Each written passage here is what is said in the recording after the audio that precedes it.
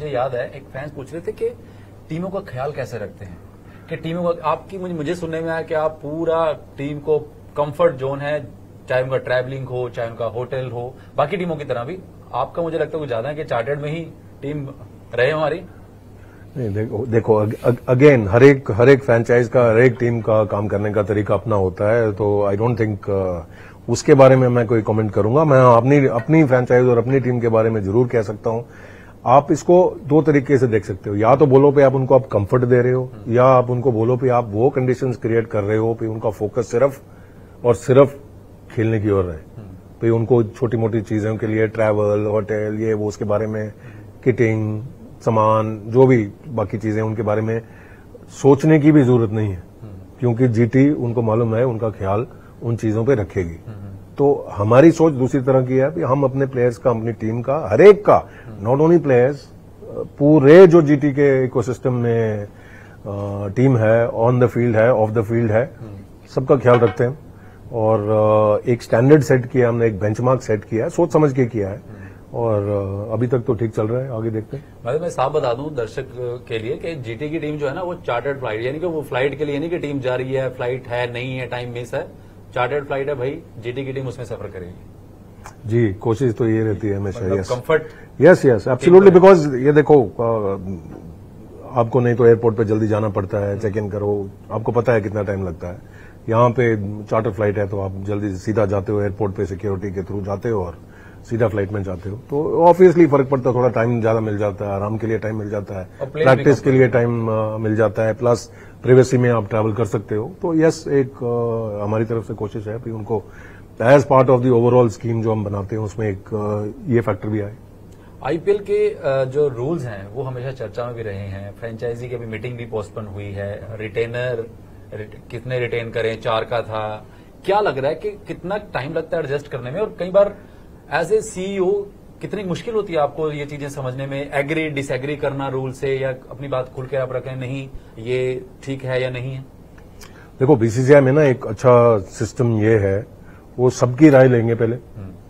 जैसे आपने बोला कि ये जो मीटिंग थी और वो नहीं हो पाई किसी भी कारण, बिकॉज वो मैच की डेट आई थिंक चेंज हो गई थी, हमारा मैच 16 को था अहमदाबाद में, अब 17 को है, तो उसके कारण हो सकता है मीटिंग पोस्टपोन हुई है। लेकिन बीसीसीआई सबसे राय लेता है, और जो आईपीएल के लिए और पूरे टूर्नामेंट के लिए, हर एक फ्रेंचाइज के लिए जो जहां तक बेस्ट हो सके वो रूल्स फ्रेम होते हैं और सबको इन्फॉर्म किया जाता है, और सबके लिए सेम है। तो चाहे वो रिटेंशन की आप बात करो, चाहे वो 4 हैं जैसे पिछली बारी थे, या उससे पहले कुछ साल पहले था 3 रिटेंशन और फिर राइट टू मैच कार्ड्स थे, या कुछ और ऐसी बातें, डिस्कशंस का मामला है। मेजर ऑक्शन आना है अगली बारी, अगले साल इसी साल के एंड में होपफुली एक मेजर ऑक्शन आना है अगले 3 साल के लिए, जो टीमें बनेंगी। तो ये बीसीसीआई ये नहीं है कि अपनी मर्जी से ही जो भी चाहते हैं वो करते हैं, वो फ्रेंचाइज के साथ बैठते हैं, सबकी राय लेते हैं, डिस्कशन होती है, उसके बाद ये रूल्स फ्रेम होते हैं और सबके लिए कॉमन होता है। आपको लगता है कि आईपीएल को एक और ज्यादा एक्साइटेड करने के लिए rules time to time change भी हुए हैं, कुछ रूल फ्रेम हुए हैं, वो अच्छा भी हुआ है, या अभी जो फिलहाल रूल है उनसे आपको क्या लगता है कि आप खुद भी तो एनालिस करते होंगे ना, एज ए फ्रेंचाइजी करती है कि अच्छा यार ये होना चाहिए, आप अपनी राय भी आप दे सकते हैं। आईपीएल के ना 1-2 चीजें जो यूनिक हैं और उसके कारण ही ये टूर्नामेंट इतना मेरे नजर में जो है वो 1-2 पॉइंट्स हैं जो मैं 2008 से आपको मालूम है इन्वॉल्व रहा हूं इसमें। एक है कि आईपीएल में एक लेवल प्लेइंग फील्ड है, बिकॉज पर्स सबके लिए सेम है।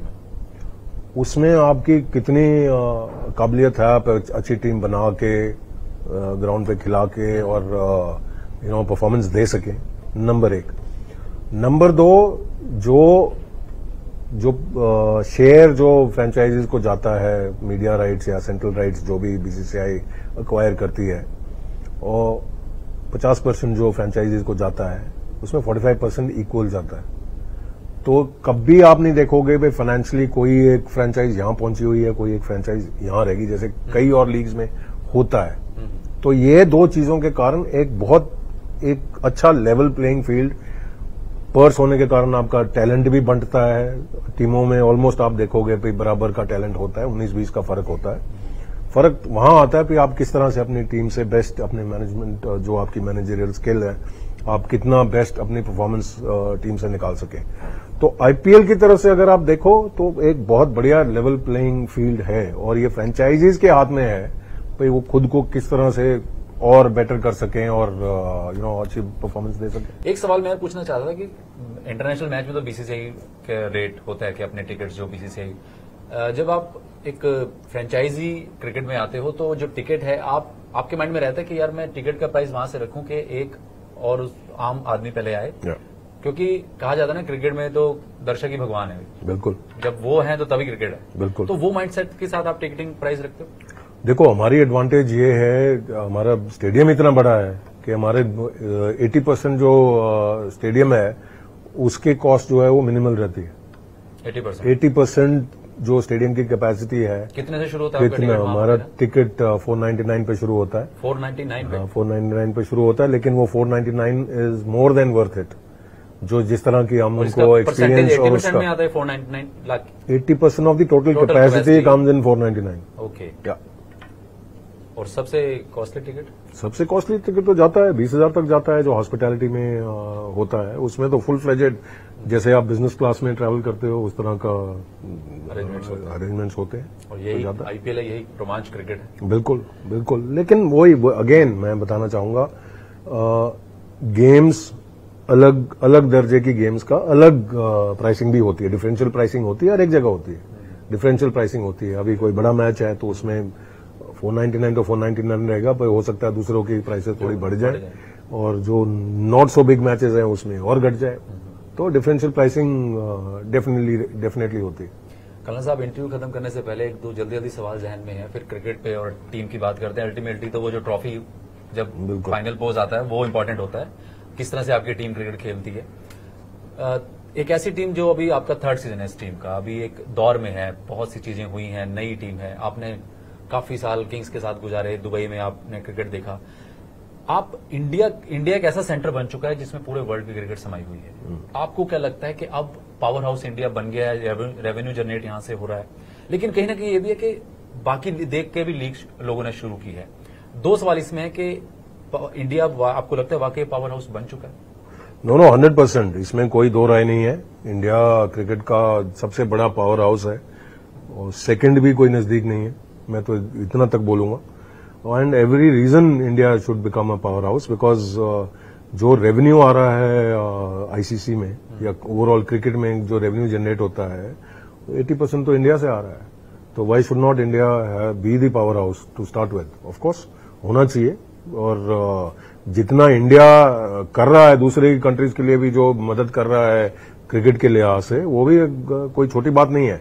और जहां तक बात रही आपकी दूसरी लीग्स की, वेल हमारी गुड विशेस है उनके साथ, बट एक बात याद रखनी पड़ेगी, मैक्सिमम व्यूअरशिप आती है इंडिया से, और जब व्यूअरशिप आएगी तभी मीडिया राइट्स आएंगे। जब तक इंडियन प्लेयर्स उन लीग्स में नहीं खेलेंगे उसकी व्यूअरशिप नहीं आएगी। व्यूअरशिप नहीं आएगी तो मीडिया राइट्स उतनी नहीं बढ़ेंगी, तो वो लीग्स कभी उस लेवल तक नहीं जाएंगे। एनओसी की बात नहीं होता। देखो इंडिया ने ही शुरू किया था ना, आईपीएल तो इंडिया में शुरू हुआ था। इंडिया ने चांस लिया था कि ओके फाइन, हम देखते हैं कि ऐसा अगर हम कुछ क्रिएट करते हैं वो, और इतने साल मेहनत करके कहां से कहां ये टूर्नामेंट पहुंचा है। तो every reason why should you let any dilution happen to IPL by allowing player. मैं उसका बिल्कुल वोट रही हूं, जो वोट कर रहा है मैं भी बिल्कुल उसके साथ हूं, बिल्कुल, जो for what ever it counts, but definitely support करते हैं जो भी बीसीसीआई इस मामले में कर रहे हैं। आईपीएल को कोई डाइल्यूशन नहीं होनी चाहिए।